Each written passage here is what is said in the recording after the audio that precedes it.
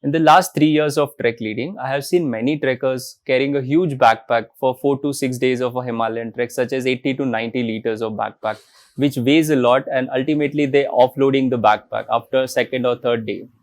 For the first time trekkers, it's a very big question whether I'll be able to carry my own backpack or not.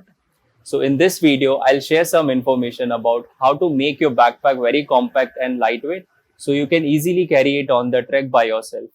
This is Dhaval from Indiahikes. Let's start the video.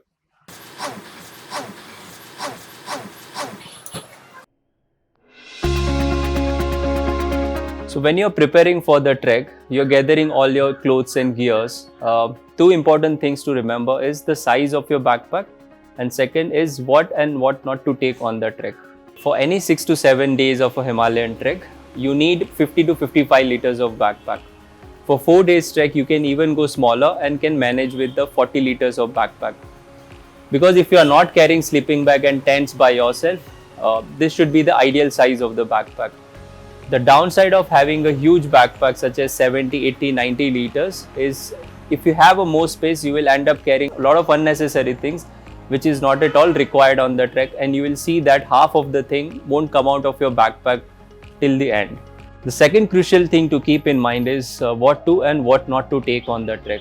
Now when you are preparing for the trek and you are gathering all your clothes and gears for the trek, you can cut down on multiple things and make your backpack even lighter.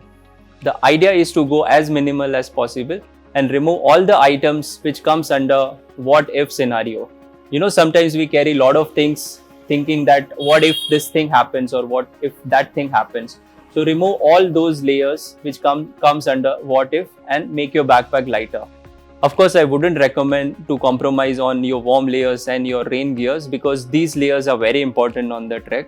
But apart from this, you can compromise with almost everything else. Like your t-shirt, the number of t-shirt that you're carrying, or the number of trek pen that we are carrying, or the toiletries.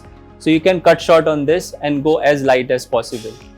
Now that you have got a backpack which is of right size and gathered only the necessary items that you want to carry it on the trek, it's time to put everything inside your backpack. And here two important things to keep in mind is one is balance and second is compactness. So when you're putting all your layers and all your gears inside your backpack, you have to balance your backpack such a way that there shouldn't be any load on each of your shoulder. So you need to balance your backpack left to right and front and back also. So the heaviest item that I'm carrying, I'll keep it close to my body towards the back side of the backpack, and the lightweight item can go away from the body. If I'm keeping one t-shirt on the left side, I'll keep another t-shirt on the right side, and I'll evenly distribute the weight so that the weight of the backpack is also evenly distributed between my shoulders. Now once your backpack is completely packed, it's time to make it even more compact by tightening all the straps. So you have the strap in the front and straps are on the sides. So make sure that we are tightening all these straps to make your backpack even more compact.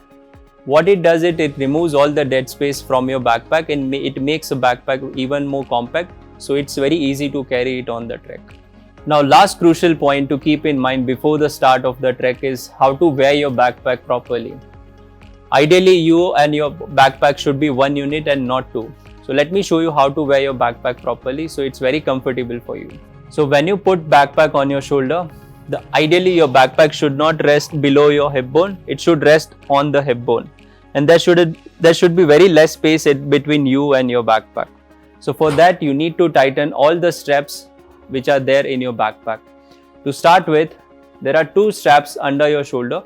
So you need to tighten that. What it does, it lifts your backpack and it makes sure that your backpack is resting on your hip bone. The next very important part of the backpack is your waist strap, because we don't carry the backpack from our shoulder, but we carry it from the core, from the waist. So make sure that you are tightening your waist strap properly. It shouldn't be too tight so that you cannot breathe, but it shouldn't be too loose also. Now my backpack is somewhat proper. It's resting on my hip bone and it's very snugly tight through the waist, but there is a space from above. So for that, you need to tighten these two straps which are above your shoulder.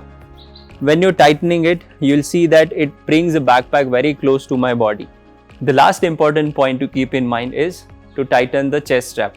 So when you tighten the chest strap, it will make sure that when we are walking, the backpack is not wobbling left to right, and it will keep you on the trail.